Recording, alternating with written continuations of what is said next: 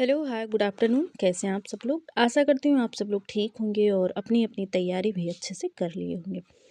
और जो आपकी क्लासेस हो चुकी हैं, आप सभी ने उसको देख लिया होगा। अगर नहीं देखे हैं तो चैनल पर जाकर उसे ज़रूर देख लें, क्योंकि हमारी जो क्लासेस हो रही हैं यूपी टेट के लिए, ये टॉपिक वाइज हैं और दो सब्जेक्ट हम आपका कवर करवा रहे हैं। एक है ईवीएस और एक है हिंदी। ठीक है, तो अगर आपने बाकी क्लासेस नहीं देखी हैं तो उसे ज़रूर देख लें। और वीडियो कैसी लगी ये भी आप लोग कमेंट में बताया करें। तो आज की जो ये हमारी क्लास है, ये हिंदी की सेकंड क्लास है। ईवीएस की हमारी 3 क्लास हो चुकी है और आज जो रहेगी वो 4 क्लास, चौथी क्लास रहेगी। तो चलिए शुरू करते हैं। तो कल जो हमारी क्लास हुई थी हिंदी की, उसमें हमने सजातीय और विजातीय को थोड़ा सही से नहीं समझ पाए थे, तो आज हम उसको देखेंगे। उसके बाद में बाकी जो हमारे छूटे हुए हैं स्वर के स्वर, जो स्वर था हमारा कल कंप्लीट नहीं हुआ था, तो आज उसको हम कंप्लीट करेंगे। ठीक है, तो जो सजातीय और विजातीय वर्ण है, ये क्या है कि जो सजातीय वर्ण होते हैं, तो सजातीय वर्णों की जो संख्या है वो 3 है। कौन कौन से हैं? दीर्घ आ, दीर्घ ई और दीर्घ ऊ। तो ये सजातीयों की कहा गया है, क्योंकि इनका ये जो बनते हैं, जो हमारे मूल स्वर है 4 हैं, आ, ई, उ और री। तो इन 4 जो मूल स्वर हैं, इन स्वरों के मेल से, जो मूल स्वर हैं इन स्वरों के मेल से बनते हैं। जब हम सेम सेम, मतलब जैसे कि ह्रस्व आ और ह्रस्व आ का मेल करेंगे तो बनेगा दीर्घ आ। और ठीक है, ह्रस्व ई और ह्रस्व ई का जब मेल करेंगे तो बनेगी दीर्घ ई। उसी प्रकार ऊ जो है, इसमें ह्रस्व ऊ और ह्रस्व ऊ का मेल करेंगे तो दीर्घ ऊ हो जाएगा। तो सजातीय का मतलब ये है कि जब हम समान वर्णों को क्या करें, मिलाएं, तो उससे जो नया शब्द बने वो हमारा सजातीय हो जाएगा। विजातीय वो है कि जब हम अलग अलग वर्णों का मेल करें, जो स्वर है, मैंने जो हमारे मूल स्वर हैं, उन मूल स्वरों से ही बनेगा। अगर हम असमान मूल स्वरों को मिला रहे हैं और नया वर्ण बन रहा है, तो वो हमारा विजातीय या संयुक्त में आ जाएगा। ठीक है, तो ये हमारा सजातीय और विजातीय हो गया। कौन कौन से हैं ये आप देख लीजिएगा। सजातीय 3 हैं और विजातीय जो हैं वो 4 हैं। विजातीय भी मैंने आपको बता दिया और सजातीय भी मैंने आपको बता दिया है। ठीक है, तो ये क्वेश्चन आपका एक बार पूछा गया है, तो इसे आप ध्यान से देख लीजिएगा। ठीक है, और लिख लीजिएगा इसको कि कौन कौन से सजातीय हैं, कौन कौन से विजातीय हैं। ठीक है, अब आगे हम बात करते हैं। तो आगे हमारा है कि स्वरों का उच्चारण स्थान। जो हमारे स्वर हैं उनका उच्चारण स्थान क्या है। ठीक है, तो जो उच्चारण स्थान है कौन कौन से हैं? तो कंठ, ताल, मूर्धा, दंत, ओष्ठ। इसके बाद में दंतोष्ठ, कंठोष्ठ, ये सारे क्या हैं हमारे उच्चारण स्थान है। तो जो उच्चारण स्थान है हमारे, तो कौन कौन से स्वर जो है किन उच्चारण स्थान से बोले जाते हैं उसे हम देखेंगे। ठीक है,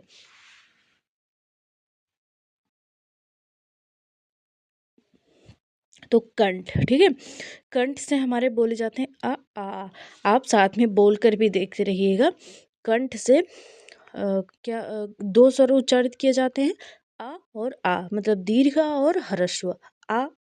केवल आप यहाँ देखेंगे कि जो आपका एक कंठ है, यहीं पर केवल कंपन हो रहा है, और बाकी कहीं भी जो हमारी मुख से जो हवा निकल रही है उच्चारण करते समय, कहीं भी क्या हो रही, हमारे मुंह में कहीं भी स्पर्श नहीं हो रहा है। ना तो तालु, ना ही ओठ, ना ही दाँत, मतलब कहीं भी कुछ नहीं, केवल यहाँ गले में, मतलब कंठ में क्या हो रही, कंपन हो रही, आ। ठीक है, तो ये हमारे कंठ हो गए। कंठ के बाद आता है हमारा तालु। तो तालु में ई, जो तालु हमारी है, तालु से हमारा जो स्वर उच्चरित होता है वो है ई और ई, मतलब कि दीर्घ ई और ह्रस्व ई जो है, इसका उच्चारण स्थान है तालु। अब मूर्धा की बात करें तो री जो है हमारा, ये मूर्धा से जो री का उच्चारण स्थान है वो मूर्धा है। ओष्ठ, मतलब जब आप ऊ बोलते हैं तो जो ओठ है वो बाहर की तरफ आ जाता है ना, बोल के देखिए आप लोग, ऊ। तो क्या हुआ कि ओठ क्या है, गोला बनकर, मतलब कि सर जैसे वृत्त बन जाता है ओठ का, और वो क्या होता है, थोड़ा बाहर आ जाता है। तो ये क्या है, ओष्ठ वाला है। मतलब कि अगर उच्चारण करते समय आपका ओठ जो है एक वृत्त के आकार का हो जाए और थोड़ा बाहर आ जाए, तो वो क्या होगा, उस जो आप उच्चरित कर रहे हैं जो भी वर्ड, तो वो किस में आ जाएगा, आपका ओष्ठ कंठस्थान, जो हमारा उच्चारण स्थान है वो सॉरी ओष्ठ हो जाएगा। अब कंठोष्ठ, मतलब कंठ भी आपका क्या हो, जब हम जिन वर्णों का उच्चारण करें वहाँ कंठ और ओठ दोनों का क्या हो यूज हो तो कंठोष्ठ हो जाएगा। जैसे ओ है हमारा, तो अभी हमने क्या देखा कि जो ओ है ये किससे मिलकर बना है, ये क्या है विजातीय है, ठीक है। तो ये बना है आ धन ओ से, तो ये तो कंठ है और ये ओष्ठ है, तो इसी इन्हीं दोनों से मिलके क्या बन गया कंठोष्ठ। उसी प्रकार ओ भी हमारा है, तो कंठोष्ठ में क्या आएगा औ ओ और औ, ये दोनों हमारे क्या हैं कंठोष्ठ ही हैं। अगर आप ना समझ पाएँ, जैसे मान लीजिए आपको एग्जाम में नहीं याद रहेगा, तो आप इसको तोड़ कर और देख सकते हैं कि हाँ ये क्या है कंठोष्ठ है। आ का उच्चारण स्थान कंठ है और ऊ का उच्चारण स्थान क्या है ओष्ठ है, मतलब ओठ है, तो क्या हो जाएगा ये कंठोष्ठ ही हो जाएगा। उसी प्रकार जो हमारे कंठ तालु हैं, जैसे हमारा जो कंठ तालु है इसका उच्चारण कंठ तालु वाले स्वर कौन से हैं, ए आई जो है ये हमारे क्या है कंठ तालु वाले उच्चारण स्थान है। अब जो ए और आई है किससे मिलकर बना है, ए ये बना है आ और ई से, किससे मिलकर बना है, तो ई आ का उच्चारण स्थान क्या है कंठ है और ई का क्या है तालु है, तो इन्हीं दोनों को मिलाकर क्या हो गया कंठ तालु। तो ये हो गया हमारे स्वरों का उच्चारण स्थान। तो कौन सा स्वर कहाँ से किस उच्चारण स्थान से उच्चरित होता है, ये चीज़ें हमने देख ली हैं। अब हम ये देखते हैं कि जिह्वा के आधार पर स्वरों का उच्चारण स्थान, मतलब कि स्वरों का वर्गीकरण। जो हमारी जीभ है उसके आधार पर कि जीभ के किस भाग से किस वर्ण का उच्चारण हो रहा है, इसके आधार पर हम देखेंगे स्वर का वर्गीकरण। तो जिह्वा के आधार पर जो स्वर हैं ये 3 प्रकार के हैं। कौन-कौन से, अग्र स्वर, मतलब कि जब जो जीभ है इसका जब जिन वर्णों के उच्चारण करते समय जीभ का आगे वाला भाग क्या हो, मतलब कि आगे वाले जीभ के आगे वाले भाग से हम वर्ड का उच्चारण करें तो वो हमारा अग्र में हो गया, अग्र स्वर हो गया।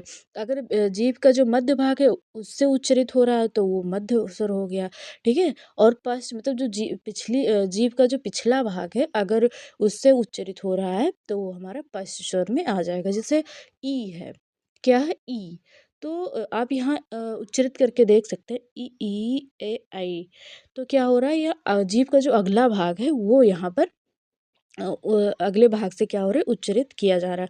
अब जैसे कि मध्य भाग आ, कैसे बोल रहे हैं आ, ठीक है, तो ये क्या है मध्य भाग से है।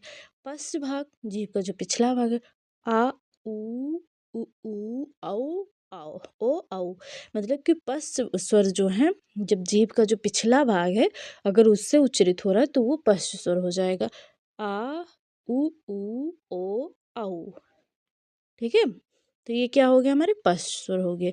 उसी प्रकार अब हम देखें मुखाकृति के आधार पर स्वरों का वर्गीकरण। तो मुखाकृति के आधार पर अगर हम देखें तो स्वर जो है ये 4 प्रकार के होते हैं। जीवा के जीवा के आधार पर कितने हैं, तो 3 हैं। कौन कौन से हैं, अग्र, मतलब कि जब जीभ का किसी वर्ण का उच्चारण करते समय जीभ का जो अगला भाग है वो काम करे तो अग्र स्वर, फिर उसके बाद में बीच वाला भाग मध्य स्वर और फिर क्या है हमारा पश्च स्वर, ठीक है।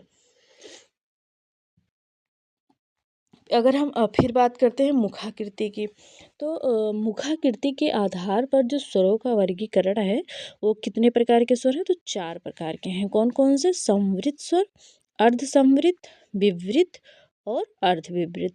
संवृत मतलब कि जब हम जिन वर्णों का उच्चारण करते समय जो हमारा मुख है ना के बराबर खुला हो तो वो होता है हमारा संवृत। जैसे हम अगर ई की बात करें, ई ए आई, मतलब बहुत थोड़ा सा हमारा मुख खुला हुआ है, यहाँ ना के बराबर खुला हुआ है, तो ये हमारा समृद्ध में हो गया। और समृद्ध स्वर जो हैं कितने हैं, 4 हैं। जैसे कि ई ऊ ये 4 हमारे क्या हैं समृद्ध हैं। अर्ध समृद्ध मतलब कि जो हमारा समृद्ध स्वर है इससे थोड़ा और, जैसे उसमें ना के बराबर खुला था तो इसमें थोड़ा सा खुल रहा हो। आप साथ में उच्चारण करते भी देखते रहिएगा कि हाँ किस प्रकार है। अगर आप साथ में उच्चारण करते हुए क्या करेंगे, जैसे कहते हैं नहीं कि जब हम जो हमारा जो सीडीपी में है एक पोर्शन है ना लर्निंग बाय डूइंग, मतलब करके सीखना। जब कोई चीज़ हम करके सीखते हैं ना तो हमें अच्छे से वो चीज़ें याद रहती है और लंबे समय तक याद रहती हैं। तो वही आप करेंगे लर्निंग बाय डूइंग, मतलब करेंगे फिर सीखेंगे। जैसे आप साथ साथ में जब उच्चारण करते रहेंगे ना तो आपको भूलेगा नहीं, वो अच्छे से याद हो जाएगा, ठीक। अर्धसंवृत, अब आप बोलिए ए आई, तो क्या हो रहा है आपका जो होठ है थोड़ा सा खुला हुआ है, ठीक, मुँह जो है ये क्या है थोड़ा सा खुला हुआ है, और ई का जब आप उच्चारण कर रहे थे तो ना के बराबर खुल रहा था। ठीक है, अब हम विपरीत की बात करते हैं। तो जो विपरीत स्वर हैं इसमें क्या होता है कि जब इन स्वरों का जिन स्वरों के उच्चारण में हमारा मुख सबकी अपेक्षा ज़्यादा खुले तो वो हमारा विपरीत में हो जाता है। जैसे आ, तो क्या हो रहा है मुंह पूरा खुल रहा है, तो ये हमारा विपरीत स्वर हो गया। अर्थ विपरीत मतलब विपरीत की अपेक्षा थोड़ा कम खुले, जिसमें पूरा खुल रहा था। ठीक है, विपरीत में, लेकिन जो अर्ध विपरीत है उसमें विपरीत की अपेक्षा कम खुल रहा है, तो वो हमारा अर्ध विपरीत में हो गया। तो इसके अंतर्गत आएंगे जो स्वर है वो कौन कौन से, आ, ए, ओ, औ। ये हमारे क्या हैं अर्ध विपरीत स्वर। और यहाँ इन सबसे क्वेश्चन बनता है आपका। ठीक है, ये डिफिनेशन नहीं पूछी जाएगी, बस ये पूछा जाएगा आपसे कि निम्नलिखित में से कौन सा सम्मिलित स्वर है, कौन सा विपरीत स्वर है। ये सारी चीज़ें आपसे पूछी जाती हैं। अब हम देखते हैं ओष्ठ के आधार पर स्वरों का वर्गीकरण। तो ओष्ठ के आधार पर जो स्वर हैं ये दो प्रकार के होते हैं, एक होता है वृत्तमुखी और एक होता है आवृत्तमुखी। वृत्त का अर्थ होता है गोला, कि जब जिन स्वरों का उच्चारण करते समय हमारा जो होंठ है ये क्या हो गोल हो जाए, मतलब वृत्त के आकार का हो जाए, तो वो होगा हमारा वृत्तमुखी, मतलब वृत्तमुखी होगा। जैसे कि जब हम किसी उच्चारण कर रहे हैं, देखिए जैसे ऊ, तो जो हमारा होंठ क्या हो रहा है ये गोल हो जा रहा है, दोनों होंठ सिकुड़ के ऐसे गोला बना रहे हैं। आप खुद उच्चारण करके देख लीजिए साथ में, ऊ क्या हो रहा है होंठ थोड़ा सा बाहर आ रहा है और गोल हो जा रहा है। तो ये हमारे क्या है वृत्तमुखी हैं। वृत्तमुखी के स्वर कितने हैं, चार हैं। कौन कौन से, उ ओ औ। ठीक है, ये वृत्तमुखी हो गए। आवृत्तमुखी का मतलब ये कि जब हम उच्चारण करें तो हमारा जो होठ है या मुख है वो क्या हो वृत्त ना बने। जैसे आ ई ए आई, तो आवृत्तमुखी कितने हैं, 6 हैं, और वृत्तमुखी कितने हैं, 4 हैं। ठीक है, तो जैसे कि मैंने आपको बताया था कि उच्चारण के आधार पर जो हमारे स्वर हैं वो कितने हैं, 10 हैं। ये भी ध्यान रखेंगे आप। मूल स्वर कितने हैं, 4 हैं। अगर परंपरागत पूछा जाए तो 13 हैं। तो ये सारी चीज़ें आप अगर नहीं देखें या नहीं पता है तो पहली वीडियो जो है उसको आप ज़रूर देख लें। ये सारी चीज़ें हम पहले वीडियो में डिस्कस कर चुके हैं। जो बचा था बाकी पोर्शंस आपके मैंने इसमें शामिल कर दिया है। तो अब हम बात करते हैं प्राकृतिक स्वर। निम्नलिखित में से क्वेश्चन पूछा जा सकता है आपका कि निम्नलिखित में से कौन सा प्राकृतिक स्वर है। तो प्राकृतिक स्वर हमारे 3 हैं, कौन से हैं, आ ई उ, मतलब कि हरस आ, हरस ई और हरस उ, ये हमारे क्या हैं प्राकृतिक स्वर है। अगर उदासीन स्वर की हम बात करें तो जो आ है, हरस आ, ये हमारा क्या है प्राकृतिक स्वर है। ठीक है, तो सॉरी, उदासीन स्वर, माफ करिएगा। उदासीन स्वर कौन सा, आ, हर्ष आ हमारा उदासीन है। प्राकृतिक स्वर 3 है, आ ई उ। ठीक है, और अगर ये पूछा जाए कि अपभ्रंश में स्वरों की संख्या कितनी मानी गई है, तो अपभ्रंश में जो स्वरों की संख्या मानी गई वो 8 मानी गई है। कौन कौन सी, तो आ ई उ ओ ए, ये क्या है हमारे अपभ्रंश के स्वर हैं। तो अपभ्रंश में स्वरों की संख्या 8 है। ठीक है, ध्यान रखेंगे। तो आशा करती हूँ इतनी चीज़ें आपको अच्छे से समझ में आ गई होंगी। और अगर नहीं समझ में आई होगी या कुछ ऐसा हो जो ऐसा लगे कि हाँ हम भूल सकते हैं, आप एक नोट्स बना लें छोटा सा, क्योंकि मैंने ऐसा कुछ ज़्यादा इसमें डाला ही नहीं है। जो मेन पॉइंट था वही वही किया है, जहाँ जहाँ से आपका क्वेश्चन बनता है। डिफिनेशन वगैरह नहीं आती है आपके एग्जाम में। ठीक है, तो आप अगर नोट्स बना लेंगे तो रिवीजन करने में भी आसानी रहेगी, बार बार आपको वीडियो नहीं देखना पड़ेगा। तो अगर आप नोट्स बनाना चाहते हो तो बना लीजिए। ठीक है अब हम शुरू करते हैं अपना व्यंजन। तो व्यंजन को हल भी कहा जाता है। ठीक है, व्यंजन को क्या बोलते हैं, हल बोलते हैं। और स्वर को अच कहते हैं। स्वर को क्या कहा जाता है, अच, व्यंजन को हल, ये संस्कृत में बोला जाता है। ठीक है, अब हम बात करते हैं कि व्यंजन की परिभाषा क्या है। तो जो स्वरों की सहायता से बोले या लिखे जाते हैं उन्हें हम व्यंजन कहते हैं। ठीक है, व्यंजन किसे कहते हैं, तो जो स्वरों की सहायता से बोले या लिखे जाते हैं उन्हें हम व्यंजन कहते हैं। ठीक है, और व्यंजन अगर हम व्यंजन को लिखते कैसे हैं, मतलब कि अगर स्वर उसमें शामिल नहीं है तो व्यंजन जो व्यंजन वर्ण होगा उसमें हलंत लगा होगा। मान लीजिए हम लिख रहे हैं, यहाँ मैंने लिखा का। ठीक है, तो अगर इस प्रकार लिखा तब तो ये स्वर सहित है, मतलब इसमें स्वर लगा हुआ है। अगर हम लिख रहे हैं का और नीचे हलंत, तो ये स्वर रहित है, मतलब इसमें स्वर नहीं लगा हुआ। मैंने एग्जाम्पल भी डाल रखा, आप देख सकते हैं। देखिए ये का है, ये व्यंजन वर्ण है। तो किन चीज़ों से मिलकर बना है, ये का है, इसमें स्वर लगा हुआ है ह्रस्व आ, और ये कै, इसको का नहीं पढ़ेंगे। अगर स्वर रहित है, सुनिए एक बात, मेरी बात सुनिए, अगर स्वर रहित है तो क्या पढ़ेंगे, क्या। आ, उसमें आ की ध्वनि नहीं लगाएंगे क्योंकि वो स्वर रहित है, आ नहीं लगा हुआ। अगर स्वर लगा हुआ है, ठीक है, बिना हलंत वाला वर्ड लिखा है जो व्यंजन वर्ण है, तो उसको हम का पढ़ेंगे, मतलब उसमें आ की ध्वनि आएगी, ठीक है। और ये भी ध्यान रखेंगे जो हमारे व्यंजन होते हैं अगर वो स्वर रहित है तो हलंत के साथ लिखे जाएंगे। अगर अगर कहीं भी आप लिखा देखें कि वो क्या है, उसमें हलंत, जो व्यंजन वर्ण है उसमें हलंत लगा हुआ है, तो वो पूरा नहीं है, वो आधा है, ठीक है। जैसे मान लीजिए ये लिखा हुआ है आपका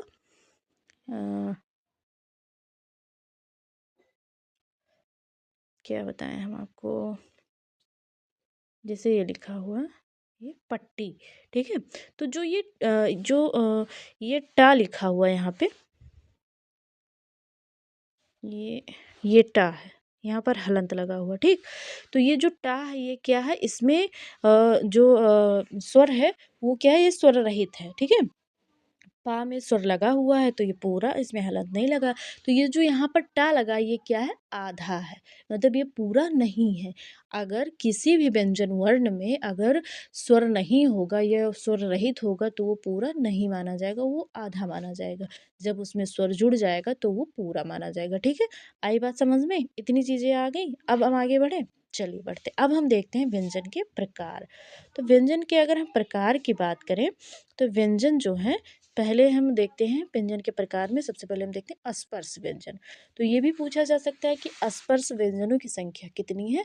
तो अस्पर्श व्यंजनों की संख्या कितनी है, 25 है। अस्पर्श व्यंजन कितने हैं, 25 हैं। कौन कौन से हैं, का वर्ग, चा वर्ग, टा वर्ग, ता वर्ग, पाँच मतलब पा वर्ग। तो 5 वर्ग हैं और पांचों वर्गों में 5 5 वर्ण हैं। देखिए का वर्ग में है, देखिए एक मिनट मेरी बात सुनिए, जो का वर्ग है उच्चारण स्थान भी साथ में ही दे दिया गया आपका कि कौन सा वर्ग किस उच्चारण स्थान पर आएगा। जैसे जो का वर्ग है इसका जो उच्चारण स्थान है वो कंठ है। का, अब इस यहाँ साथ ही साथ हम क्या करेंगे, उच्चारण स्थान भी याद करते चलेंगे। का वर्ग कंठ, का वर्ग का उच्चारण स्थान क्या है, कंठ। आप ऐसे भी याद कर सकते हैं, का च टा ता पा, जो ये आगे वाला है, ठीक है, ये इतना याद कर लें आप, का च ट त पा।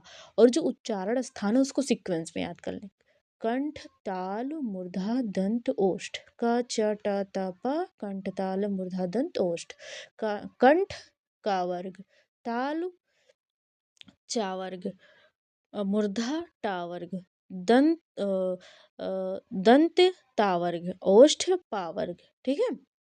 तो इस प्रकार आप क्या करेंगे कि आपका साथ ही साथ में उच्चारण स्थान भी याद हो जाएगा और आप ये भी जान जाएंगे कि स्पर्श व्यंजन कौन कौन से हैं। तो आशा करती हूँ ये चीज़ें समझ में आएंगी। अब हम ये देख लेते हैं कि स्पर्श जो व्यंजन है हमारे कौन कौन से, का वर्ग में कौन कौन आएंगे, तो कै, क, ख, ग, घ, अंगा। चा वर्ग में च, छ, ज, झ, ञ, ट, ठ, ड, ढ, अण। ता वर्ग में त, थ, द, ध, न। पा वर्ग में प, फ, ब, भ, मा। तो ये हमारे हो गए पांचों वर्ग, और जो हमारे जो 25 स्पर्श व्यंजन है ये हो गए। और ये इन जो 5 वर्ग हैं हमारे, इन पांचों वर्ग का जो अंतिम वर्ण है ये वाला, तो ये हमारा इसका जो उच्चारण स्थान होगा वो नासिक के हो जाएगा। क्या हो जाएगा, ये नासिक। इन्हें पंचमाक्षर बोलते हैं, इन पांचों को क्या बोलेंगे, पंचमाक्षर। और इनका जो उच्चारण स्थान होगा वो क्या हो जाएगा, नासिक के हो जाएगा। ये हमारे हो गए नासिक के पंचमाक्षर, ठीक है। इनका उच्चारण स्थान नासिक के हो गया। तो आशा करती हूँ इतनी चीज़ें आपको समझ में आ गई होंगी। अब हम आगे बढ़े। अब यहाँ पर मैंने अब आपके वीडियो में दिखेगा कि ये नहीं है तो मुझे नहीं पता है, लेकिन यहाँ पर मैंने क्या किया है, स्पर्श व्यंजन को घोष अघोष ये सारी चीज़ों में मैंने बांट दिया है कि कौन कौन से वर्ड अल्प प्राण में आएंगे, कौन से महाप्राण में आएंगे, कौन से आपके मतलब कि जो घोष अघोष है, इन सारी चीज़ों में, ये सारी चीज़ें मैंने क्या कर दी, बांट दी है। तो अगर दिखेगा तो ये छोटा सा एक क्या है, चार्ट है, आप इसको बना लीजिएगा। देखिए ये सब तो हम अभी देखेंगे ही, लेकिन ये बहुत अच्छे से आप देख लीजिएगा कि जो अस्पर्श व्यंजन है इनको और किन नामों से जानते हैं। तो इनको हम उदित व्यंजन भी कहते हैं और वर्गीय व्यंजन भी कहते हैं। किन किन व्यंजनों के नाम से जानते हैं? तो अस्पर्श व्यंजन एक तो है ही है, इसको उदित व्यंजन के भी नाम से भी जानते हैं और वर्गीय व्यंजन के नाम से भी जानते हैं। और उच्चारण स्थान तो हमने देख ही लिया कि कौन कौन से हैं। अब हम आगे देख लेते हैं अपना। देखिए, इसमें ये जो दिया गया है, कि इसमें जो पहले ऊपर लिखा जो का वर्ग है, मतलब जो प्रत्येक वर्ग का जो पहला वर्ण है, पहला वर्ण, तीसरा वर्ण और पांचवा वर्ण, ये अल्प प्राण में आता है। तो ये चीज़ें हम प्राणत्व जब हम देखेंगे कि प्राणत्व के आधार पर व्यंजन कौन से हैं और घोषित्व के आधार पर व्यंजन कौन से हैं, तो ये चीज़ें हम पढ़ेंगे, ठीक है। अभी हम क्या करेंगे, इसको इस चार्ट को अभी रहने देते हैं। अब यहाँ मैंने तुरंत ही ये चार्ट बनाया था ना आपके लिए, तो इसलिए मैंने यहाँ पर व्यंजन जो है, जो मेन व्यंजन का प्रकार था उसको छोड़ के नीचे दिया गया वो भी। इसमें हम देख लेते हैं कि प्राणत्व के आधार पर कौन कौन से हैं। तो प्राणत्व के आधार पर अगर हम व्यंजन की बात करें तो दो प्रकार के हैं। कौन कौन से? अल्प प्राण और महाप्राण। कौन से हैं? अल्प प्राण और महाप्राण। तो जो अल्प प्राण है, इसके अल्प प्राण किसे कहते हैं? तो जब उच्चारण करते समय वायु कम मात्रा में, अल्प मतलब क्या होता है? अल्प मतलब होता है कम, ठीक है। अल्प का अर्थ ही होता है कम। तो जब हम जिन वर्णों का उच्चारण कर रहे हैं और उच्चारण करते समय क्या है कि जो वायु है वो कम मात्रा में हमारे मुख से बाहर निकल रही है, तो वो अल्प प्राण के अंतर्गत आ जाएगी। और जो अल्प प्राण है, इसमें प्रत्येक वर्ग, जो हमने अभी स्पर्श व्यंजन पढ़ा था उसमें 5 वर्ग थे, तो प्रत्येक वर्ग का पहला वर्ण, तीसरा वर्ण और पांचवा वर्ण क्या होंगे? हमारे अल्प प्राण के अंतर्गत आएंगे। दोबारा सुन लें, प्रत्येक वर्ग का, कितने वर्ग हैं हमारे? 5 वर्ग हैं स्पर्श व्यंजन में। ये चार्ट आप देख लीजिएगा और इसको बना भी लीजिएगा, बहुत महत्वपूर्ण है आपके लिए। तो प्रत्येक वर्ग का पहला वर्ण, तीसरा वर्ण और पांचवा वर्ण, ये हमारे अल्प प्राण के अंतर्गत आएंगे। और इनकी जो संख्या है वो 31 है। कितनी है? 31 है। अब हम महाप्राण की बात करते हैं, तो जब क्या हो कि जब हम जिन वर्णों का उच्चारण करते समय हमारे मुख से अधिक मात्रा में वायु बाहर निकले, तो वो हमारे क्या हो जाएगी? महाप्राण। मतलब महान, मतलब अधिक। तो क्या हो जाएगा? हमारा महाप्राण हो जाएगा। और प्रत्येक वर्ग का दूसरा और चौथा वर्ण हमारा क्या हो जाएगा? महाप्राण के अंतर्गत आएगा। कौन कौन सा? प्रत्येक वर्ग का दूसरा और चौथा वर्ण महाप्राण के अंतर्गत आएगा, ठीक है। और इनकी जो संख्या होती है वो कितनी होती है? तो 15 होती है, ठीक है। अब कैसे इतनी है, ये चीज़ें भी अभी हम आगे देख लेंगे कि 31 कैसे हुआ, 15 कैसे हुआ, ठीक है। अब हम देखते हैं घोषत्व के आधार पर। तो घोषत्व के आधार पर जो व्यंजन है ये भी दो प्रकार के होते हैं। एक होता घोष, एक होता सघोष या घोष। एक होता अघोष और एक होता है जिसे हम सघोष या घोष बोलते हैं, ठीक है। तो दो कौन कौन से हैं? घोष या सघोष, और एक है अघोष। अघोष में क्या होता है कि जब उच्चारण करते समय हमारी स्वन तंत्रियों में कंपन नहीं होता है, मतलब जिन वर्णों का हम उच्चारण कर रहे हैं तो उस समय हमारे जो स्वर तंत्रिकाएँ हैं, मतलब तंत्रियाँ हैं, तो उसमें क्या हो? कंपन ना हो, ठीक है। तो वो हमारे क्या होंगे? हमारे अघोष होंगे। और जो हमारे अस्पर्श व्यंजन के वर्ग हैं, उस वर्ग का प्रत्येक वर्ग का पहला और दूसरा वर्ण, मतलब जो पांचों वर्ग हैं, उन वर्गों के जो जो पहला और दूसरा वर्ण है, वो हमारे किसमें अंतर्गत आएंगे? अघोष के अंतर्गत आएंगे। यहाँ भाई कन्फ्यूजन बहुत होती है, ठीक है। तो आप बहुत ध्यान से रखेंगे। और ये जो मैंने चार्ट आपको दिया है, प्लीज़ आप लोग इसको बना लीजिएगा जिस प्रकार मैंने यहाँ पर सारी चीज़ें लिख रखी हैं। टाइप में मैं मोबाइल में ही टाइप करती हूँ। मेरे पास कोई स्पेशल ना तो मतलब ऐप वगैरह है। एक ऐप है जो मुझे मोबाइल में ही पहले से ही था, तो उसी से मैं बना रही हूँ। लेकिन इस तरीके से मुझे कोई फंक्शन नहीं दिखा कि मैं पूरा चार्ट आपको ऐसे बना के दिखाऊँ। तो मैंने क्या किया कि कॉपी में बना के एक फ़ोटो लगा दी है।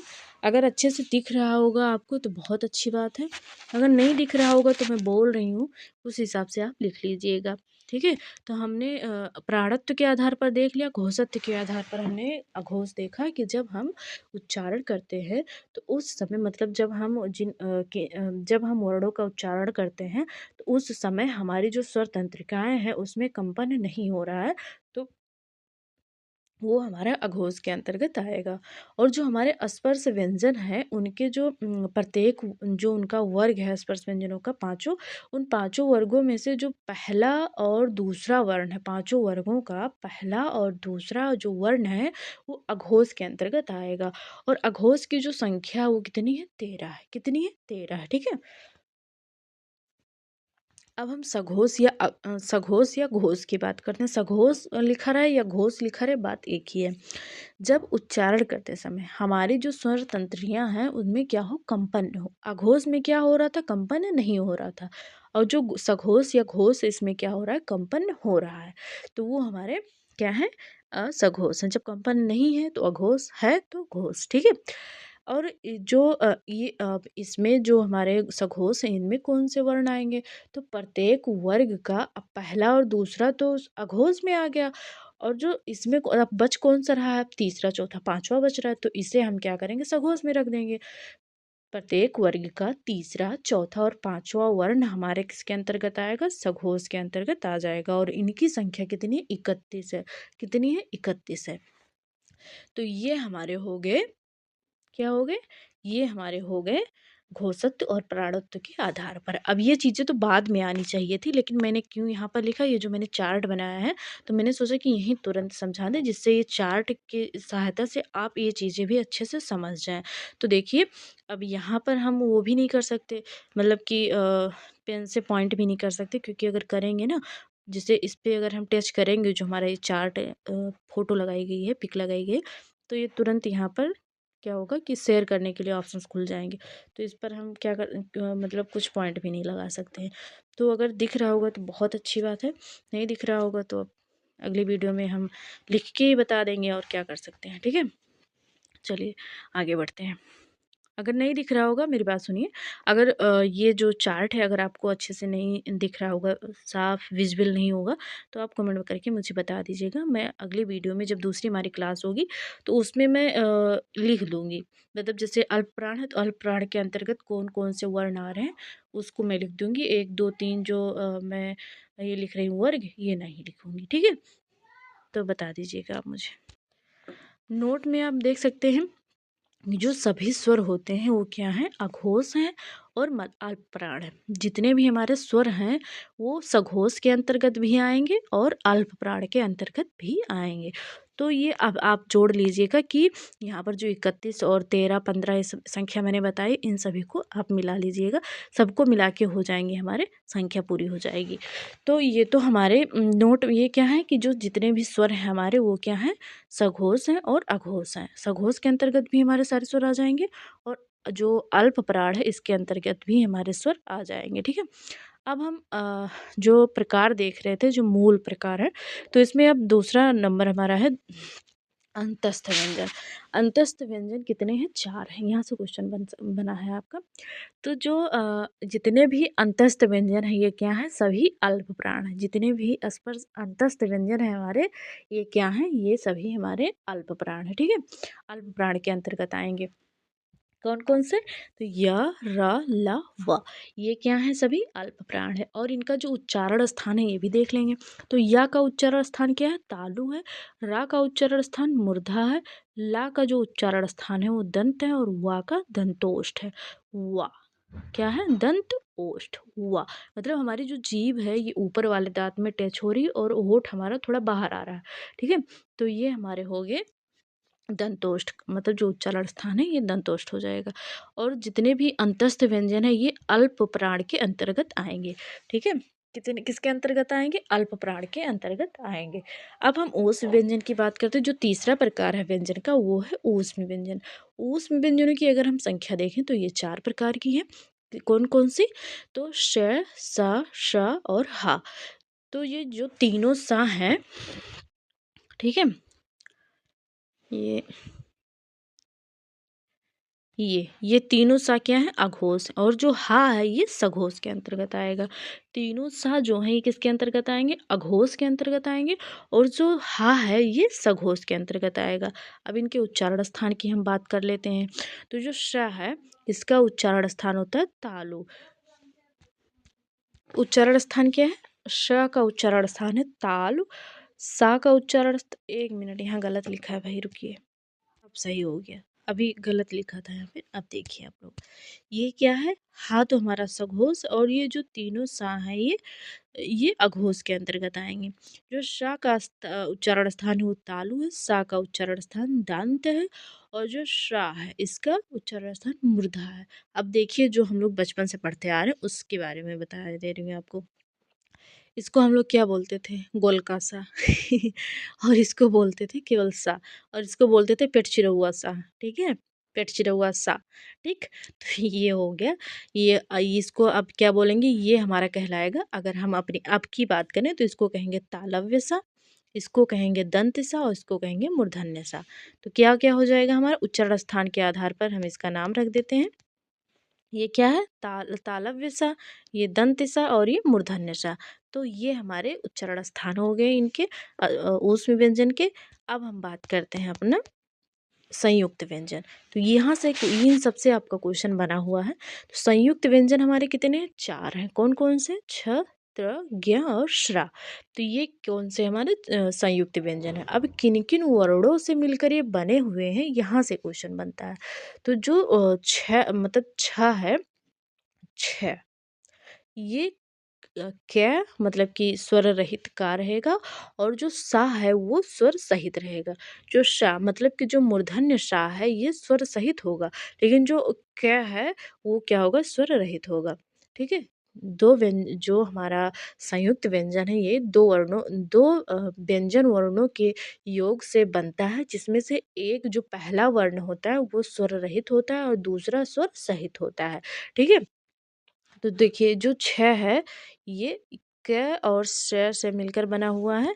अगर हम बात करें त्रा की, तो त मतलब कि त अगर हलंत लगा हुआ है तो ये इसका मतलब है कि ये स्वर रहित है, मतलब इसमें स्वर नहीं लगा हुआ, और रा में स्वर लगा हुआ है। तो त और रा से मिलकर बना हुआ है त्रा। अगर ज्ञ की बात करें तो ज, ज और इया से मिलकर बना हुआ है ज्ञ।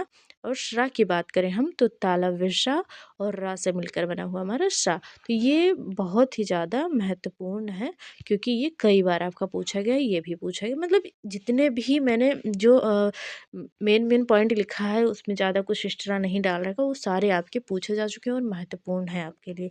तो बहुत ज़्यादा इसमें कुछ लिखने वाला है नहीं। अगर आप नोट्स बनाना चाहते हैं रिवीजन के लिए तो बना लीजिए, आपके लिए ही फ़ायदेमंद रहेगा। अब हम बात करते हैं द्विगुण, जिन्हें हम उत्क्षिप्त भी बोलते हैं। तो द्विगुण व्यंजन जिन्हें हम उत्क्षिप्त भी बोलते हैं, आपको मैंने कल बताया था कि जो अगर हम उच्चारण के आधार पर देखें कि वर्णमाला में वर्णों की संख्या कितनी है, तो हमने आपको बताया था कि 46 है। कैसे? वहाँ पर मैंने आपको ये बताया था कि जो हमारे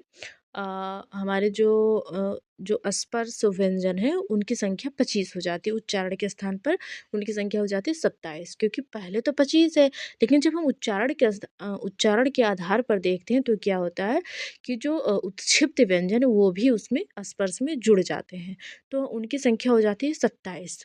तो जो द्विगुण है कौन कौन से हैं? ड और ढ है, ये क्या है? द्विगुण या उत्क्षिप्त इन्हें हम बोलते हैं। तो ये तो हमारे ये हो गए। अब अमानक वर्ण किसे कहते हैं? तो ज और झ और भा, झा और भा को हम क्या कहते हैं? अमानक वर्ण कहते हैं। अर्धस्वर, ये कई बार पूछा गया है। तो या और वा क्या है? हमारे अर्धस्वर हैं। और रा को किन किन नामों से जाना जाता है? तो रा का जब हम उच्चारण करते हैं तो हमारी जो जीभ है वो आगे से क्या होती है? मुड़ जाती है, जैसे रा। आप बोल के देखिए रा, जीभ का आगे से मुड़ना क्या कहलाएगा हमारा? लुंठित, ठीक है? तो कंपन जात, मूर्धन या प्राकंपित या लुंठित किसको कहते हैं? रा को कहते हैं। क्यों? क्या क्या नाम है रा का? तो कंपन जात, मूर्धन्य, मूर्धन्य मतलब कि जो इसका उच्चारण स्थान है वो मूर्धन्य है, मूर्धा है, प्रकंपित और लुंठित, ठीक है? ये रा के नाम है। अब हम अगर ला की बात करें तो ये अंतस्थ के अंतर्गत तो हमने देख ही लिया। इसका जो उच्चारण स्थान है वो दंत है। पार्श्विक, पार्श्विक क्यों कहते हैं? कि जब हम उच्चारण करें तो हमारी जो जीभ है ना वो बीच में तालू से लगकर खड़ी हो जाए और जो हमारी स्वर तंत्रिकाओं से हवा निकल रही होती है वो जीभ के अगल बगल से निकल जाए, तो वो पार्श्विक होता है। तो जो पार्श्विक के अंतर्गत हमारा क्या आता है, ला आता है। क्या, ला। अभी आप ला बोलिए तो जीभ जो है ये ऊपर तालू में छू जाएगी, मतलब खड़ी हो जाएगी, और जो हवा है मुंह से निकल रही है बोलने पर, तो वो जीभ के दोनों अगल बगल से क्या होती है, बाहर निकल जा रही है। तो ये इसका जो पार्श्विक का मतलब यही होता है। ठीक है। अब हम बात करते हैं हा की। तो हा को काकल्य वर्ण भी कहते हैं। काकल्य वर्ण में क्या होता है कि हा को काकल्य वर्ण क्यों कहा जाता है, क्योंकि जब हम हा का उच्चारण करते हैं तो हमारा मुख गुहा जो होता है ये खुला होता है, लेकिन जो यहाँ जहाँ से सांस निकलती है वो बंद रहता है। तो जब हम हा का उच्चारण करते हैं तो सांस जो सांस नली है उसको झटके के साथ खोलकर हवा बाहर निकल जाती है हमारी मुख गुहा से, तो वो इसलिए उसको कहते हैं काकल्य वर्ण। तो ये हा इसलिए हो गया। इसको हम क्या बोलते हैं, स्वर यंत्र मुखी भी कहते हैं। कंठ क्यों कहते हैं, क्योंकि इसका उच्चारण कंठ है। सघोष ये भी मैंने आपको बताया, ऊष्म संघर्षी व्यंजन है, और ऊष्म तो है ही है ये। ठीक है। तो ये हमारे हो गए कौन कौन से, जो रा ला और हा के जो अन्य नाम है या अन्य नामों से जानते हैं इन्हें, ये सारी चीजें होंगी, और ये भी हमारे एग्जाम में पूछा जा चुका है। अब हम बात करते हैं द्वित्व ध्वनि। तो जब किसी व्यंजन का संयुक्त रूप हो जाता है तो उसे युग्मक या द्वित्व कहते हैं। द्वित्व ध्वनि क्या है कि जब किसी व्यंजन का संयुक्त रूप हो जाता है तो उसे युग्मक या द्वित्व कहते हैं। जैसे हमारा है सज्जन, तो ये जो जा जा दो बार आ गया है ना, इसी को कहा गया है युग्मक या द्वित्व कहा गया है। दिल्ली में देखिए दो बार क्या आ गया, ला आ गया है, तो यही हमारा क्या है, द्वित्व है। दो बार क्या हो रही है, जो व्यंजन है वो संयुक्त रूप से आ रहा है, व्यंजन क्या हो रहा है, दो बार संयुक्त रूप से आ रहा है, तो यही हमारा द्वैत ध्वनि है। तो ये हमारे स्वर और व्यंजन, मतलब कि हमारा जो स्वर व्यंजन वर्णमाला समझ लीजिए यहाँ से आपका खत्म हो चुका है। वर्णमाला की जो हमारी क्लास थी ये खत्म हो चुकी है। वर्णमाला की क्लास हमारी पूरी हो चुकी है। जो अगला टॉपिक हमारा रहेगा वो रहेगी हमारी अगली टॉपिक जो रहेगी वो रहेगी हमारी समास की। ठीक है। तो अगला टॉपिक हमारा क्या रहेगा, समास रहेगा। और जो वर्णमाला वाला हमारा ये टॉपिक है ये तो हो गया हमारा कंप्लीट। तो आशा करती हूँ इतनी चीज़ें आपको समझ में आ गई होंगी। अगर कुछ ऐसा हो जो आपको समझ में ना आया हो तो आप कमेंट करके बता सकते हैं।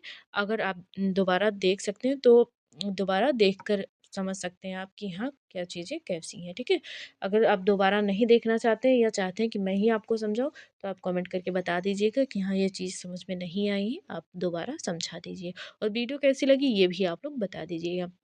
जब आप लोग कमेंट करते हैं तो हमें भी मोटिवेशन मिलता है कि हाँ लोगों तक हमारी जो हम जो चाह रहे हैं कि हाँ सबको मतलब सभी तक ये वीडियो पहुँचे, लोग पढ़ें। तो जब आप कमेंट करेंगे, लाइक करेंगे तो इससे मुझे पता चलेगा कि हाँ आप लोगों तक वीडियो पहुँच रही है और आपको पसंद भी आ रही है। जैसी भी वीडियो हो, अगर अच्छी लगी हो तो भी, नहीं अच्छी लगी तो भी आप कमेंट करके मुझे ज़रूर बताइएगा। हाँ, लेकिन शब्दों का मर्यादा रहे उसमें जब भी आप कमेंट करें। ठीक है? तो चलिए मिलते हैं अगली वीडियो में, जो कि हमारी क्लास रहेगी ईवीएस की। आज के लिए इतना ही। आप सभी का बहुत-बहुत धन्यवाद हमसे जुड़ने के लिए। ठीक है? Bye bye.